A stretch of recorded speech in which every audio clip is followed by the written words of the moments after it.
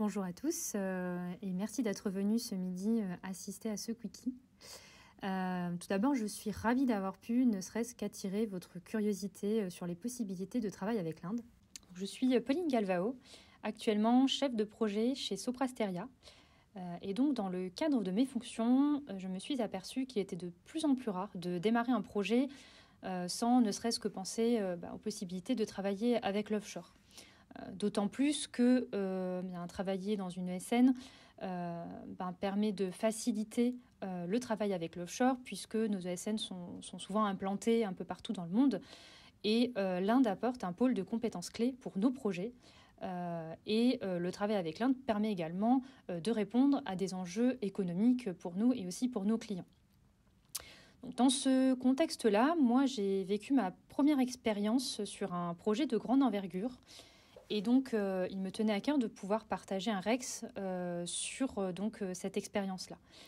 Ce projet, au départ, était constitué d'une équipe full française, donc avec une quarantaine de personnes. De là, il a été décidé de faire un ramp-up rapide. Et donc, pour trouver des collaborateurs, on est allé un petit peu s'intéresser à nos équipes offshore indiennes. Donc on est monté à plus de 100 collaborateurs indiens. Et donc c'était une première pour moi, mais aussi pour le client qui était francophone.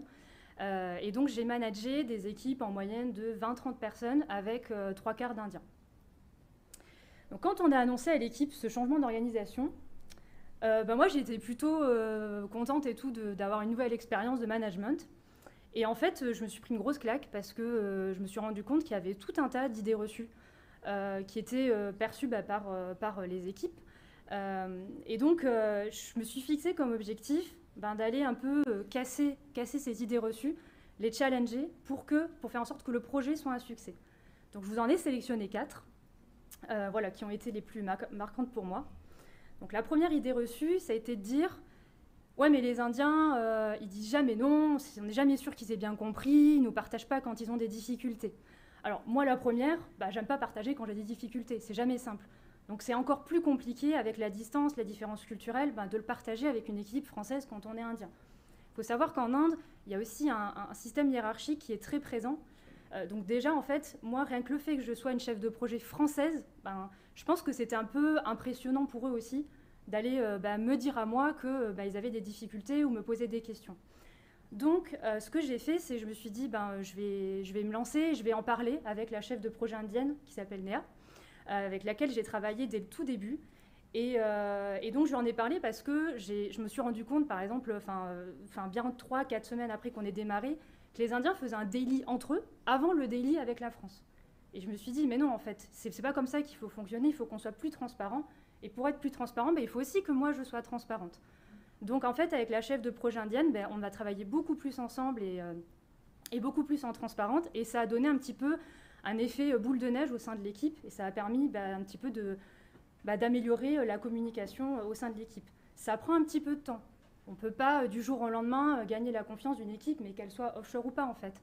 Donc, il faut s'adapter, comprendre, interpréter et aussi expliquer à l'Inde ce qu'on attend d'eux au sein de l'équipe. Deuxième a priori, forcément l'indispensable, l'anglais. Ça peut apparaître comme un challenge, mais en fait, c'est une super opportunité de travailler en anglais, de parler en anglais, d'écrire en anglais.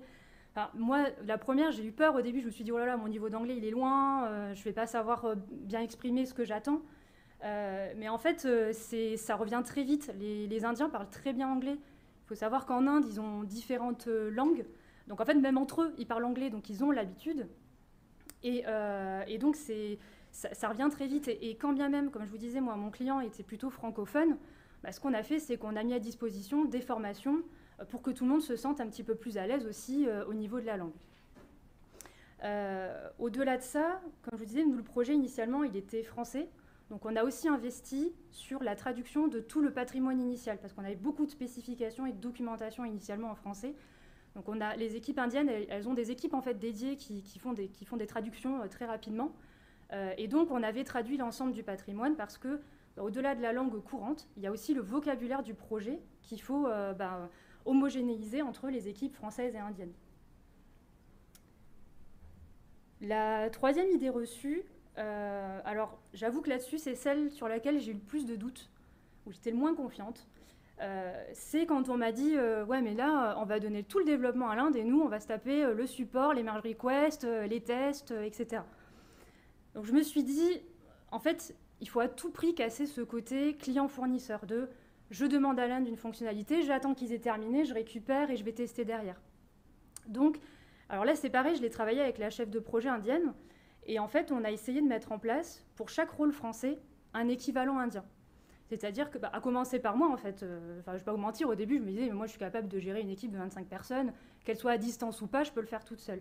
Mais en fait, le fait d'avoir un pendant indien, ça permet vraiment de partager les responsabilités entre nous et aussi de les responsabiliser à eux, qui se sentent vraiment intégrés dans le projet. Donc on a commencé avec la gestion de projet, on a partagé aussi les responsabilités au niveau de la spécification fonctionnelle, parce qu'il y a aussi des BA côté Inde qui sont très bons. Ensuite, effectivement, on a intégré des développeurs, aussi des référents techniques, parce qu'en Inde, il y a aussi des personnes, des développeurs qui sont expérimentés, qui sont capables de faire des merge requests ou de la conception.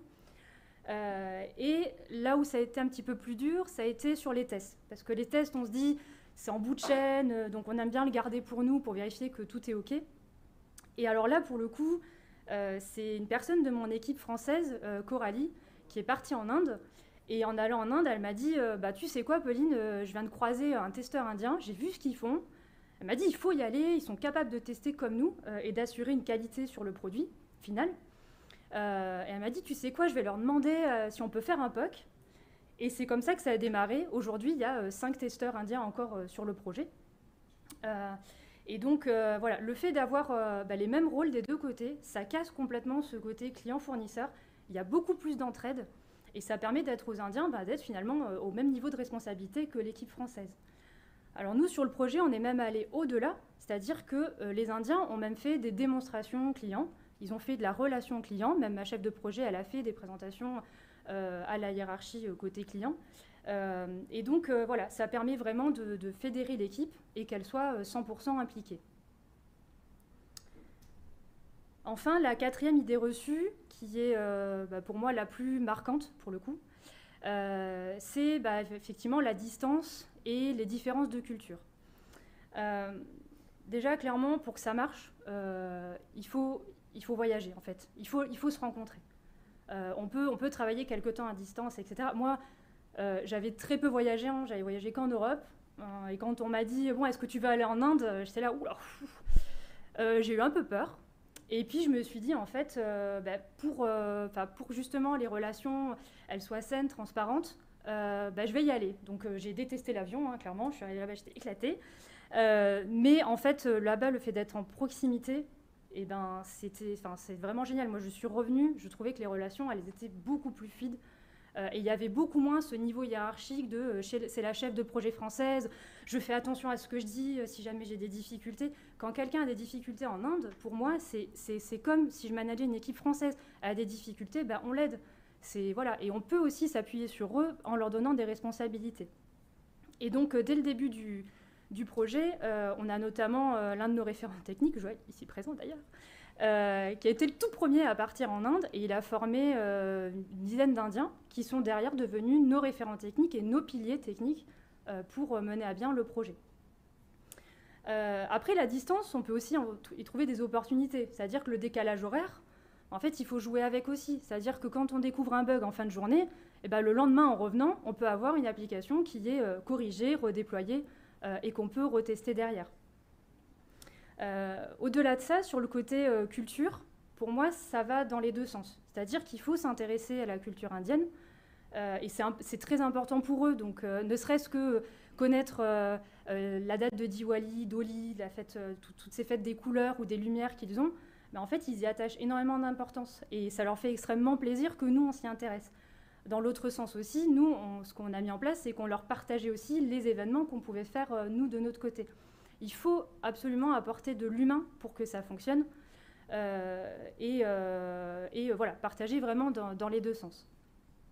Après, il y a un autre point qu'on m'a dit aussi. Un jour, on m'a dit non, mais l'Inde, de toute façon, ils changent tout le temps de boîte, il y a tout le temps du turn, tu auras un Indien un jour, un autre Indien le lendemain, etc. Eh ben, je peux vous dire que les filles sur cette slide, ce sont des personnes qui ont travaillé avec moi pendant près de 3 ans. Donc elles ont intégré le projet au départ et elles sont restées sur le projet. Mais pourquoi? Juste parce qu'elles s'y sentaient bien. Quand on se sent bien sur un projet, on n'a pas envie de partir en fait. Et donc c'était vraiment des bosseuses et elles ont travaillé en commun avec mes équipes françaises et elles étaient très fières d'être sur le projet. Donc en conclusion, je vais d'abord revenir sur le titre de mon talk, parce qu'au-delà de l'envie d'attirer un petit peu de monde au travers de ce titre-là, de dépendant, moi le message que je veux faire passer aussi, c'est que dans le contexte actuel, les technologies, elles sont en perpétuelle évolution, et on est tous conscients qu'on a de fortes tensions techniques sur nos profils techniques. Il ne faut pas se fermer la porte à un vivier de compétences que peut nous proposer l'Inde. Mais pour que ça fonctionne, il faut vraiment aller au-delà des idées reçues. Il faut se dire, les Indiens, ça se manage comme une équipe française. Donc on peut créer des succès et des projets à succès en intégrant, en ayant des équipes qui sont mixtes entre la France et l'offshore, en partageant les responsabilités. Et aussi, pour moi, le point clé, ce qui m'a vraiment aidé, c'est d'être accompagnée de personnes qui étaient très ouvertes d'esprit. Donc je vous ai parlé au travers de ce quickie déjà de Néa, qui était la chef de projet indienne. Elle m'a vraiment donné envie de croire au modèle et elle était très motivée pour travailler avec nous et les relations se sont très bien passées avec elle. Et côté France, j'ai eu la chance aussi de bosser avec Coralie, qui était, alors pour le coup, c'était vraiment une vadrouilleuse très enthousiaste de pouvoir avoir partagé cette expérience avec moi sur l'Inde. Elle était très ouverte d'esprit, elle avait très envie de découvrir. Et vraiment, appuyez-vous de personnes qui ont envie. Et qui ont envie d'aller au-delà des idées reçues pour travailler avec vous. Donc je ne dis pas que c'est simple, et je reste d'ailleurs disponible pour en parler. Mais si déjà vous repartez de cette conférence avec un regard ne serait-ce qu'un petit peu différent sur l'Inde et les idées reçues, bien pour moi ce sera un pari gagné. Merci beaucoup.